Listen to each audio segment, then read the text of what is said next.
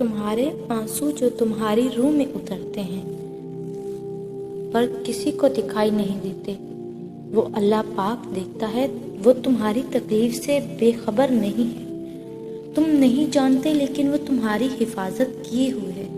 ہر طوفان بڑھ کر نہیں آتا۔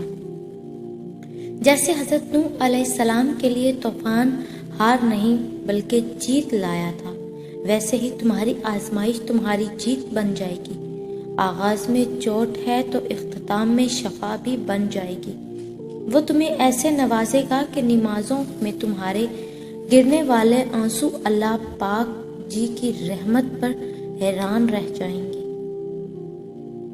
سورہ مریم ہمیں سکھاتی ہے کہ جب انسان کا یقین اپنے رب پر مضبوط ہو اور آگے کی منزل کا پتہ بھی نہ ہو اور نہ ہی راستے کا، تو اللہ تعالیٰ کوئی نہ کوئی وسیلہ بنا کر بھیج دیتا ہے جو ناممکن کو ممکن بھی بنا دیتا ہے، چاہے ہر طرف مصیبتیں ہی کیوں نہ گھیر لیں۔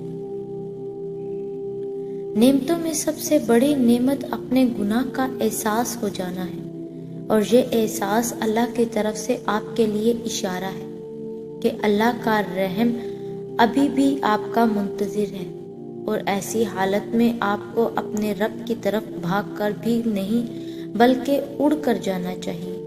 وہ یہ ہے جو توبہ کی طرف ہماری رہنمائی فرماتا ہے، اور جب اللہ راستہ دکھائے تو سب چھوڑ کر، سب بھول کر اس کے راستے پر چل دیتے ہیں، کیونکہ توبہ کی مہلت ہر ایک کو نصیب نہیں ہوتی۔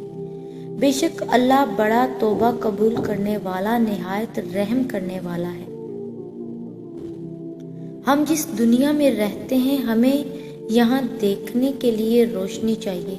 رات کے اندھیرے میں ہم سو جایا کرتے ہیں، دن ہماری سرگرمیوں کا مرکز ہوتا ہے۔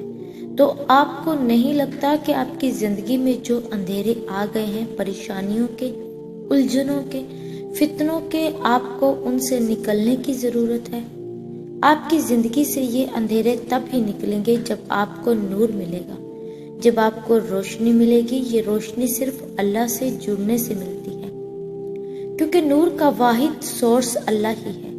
اس کا نام لینے، اس کو یاد رکھنے اور اس سے مدد مانگنے سے ہی آپ کو سیدھے راستے پر چلنے کے لیے روشنی ملے گی۔ اللہ نور ہے آسمانوں اور زمین کا۔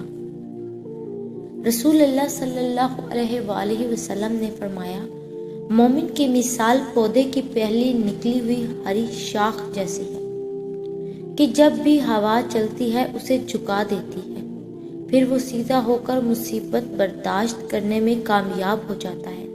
اور بدکار کی مثال صنوبر کے درخت جیسی ہے کہ سخت ہوتا ہے اور سیدھا کھڑا رہتا ہے، یہاں تک کہ اللہ تعالیٰ جب چاہتا ہے اسے اکھاڑ کر پھینک دیتا ہے۔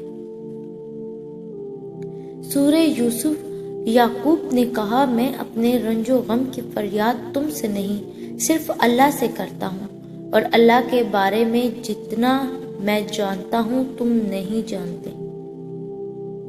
سورہ البقرہ، اگر تم صدقے خیرات کو بظاہر کرو تو وہ بھی اچھا ہے، اور اگر تم اپنے پوشیدہ مسکینوں کو دے دو تو یہ تمہارے حق میں بہتر ہے۔ اللہ تعالیٰ تمہارے گناہوں کو مٹا دے گا، اور اللہ تعالیٰ تمہارے تمام اعمال کی خبر رکھنے والا ہے۔ انشاءاللہ پریشان مت ہو، اللہ آپ پہ آپ کی طاقت سے زیادہ بوجھ نہیں ڈالے گا۔ یہ وقت بھی گزر جائے گا، اور انشاءاللہ پھر آزمائش کے بعد اللہ بے شمار نعمتیں اور آسانیاں عطا فرمائے گا۔ مایوس مت ہونا، اللہ ہے نا، وہ سب اچھا کرے گا۔ انشاءاللہ صبر کر کے دیکھو، کیا پتہ اللہ کی بھی وہی رضا ہو جو تمہاری ہے۔ خوش ہو جاؤ، اللہ تمہارے حالات بدلنے ہی والا ہے۔ بہت جلد تمہیں تمہاری خواہش سے نوازنے والا ہے۔ سنو، اللہ سب بہتر کر دے گا، اللہ راستہ بنا دے گا، اللہ پریشانیاں ختم کر دے گا، اللہ تمہاری چاہت تمہیں دے دے گا، اللہ تمہاری سب دعائیں قبول کر لے گا، اللہ سب کچھ ٹھیک کر دے گا۔ مایوس نہ ہو۔ तुम दुआ करते करते कबूलियत के कितना करीब पहुंच चुके हो ये तुम नहीं जानते। अब अगर मायूस होकर बैठ गए हो तो क्या फायदा होगा इतना दूर आने का। डिप्रेशन की सूरत में सूरह अल तौबा की ये आयत तिलावत करते रहा करें। जब भी दिल तंग हो या किसी की बातें या रवैये दुखी करें तो इस आयत का विर्द शुरू कर दें। हस्बी अल्लाहु ला इलाहा इल्ला हु अलैहि तवक्कलतु व हुवा रब्बुल अर्शिल अज़ीम।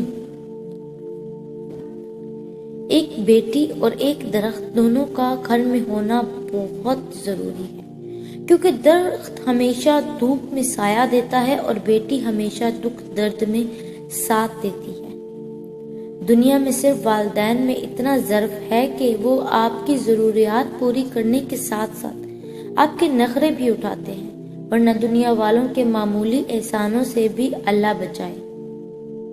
हजरत अली फरमाते हैं, जो चीज़ किसी को ज़्यादा मिकदार में दी जाए वो हमेशा ज़ाया ही होती है, चाहे वो तवज्जो है, एहसास हो या मोहब्बत हो या फिर अपनी ज़िंदगी का कीमती तरीन वक्त हो।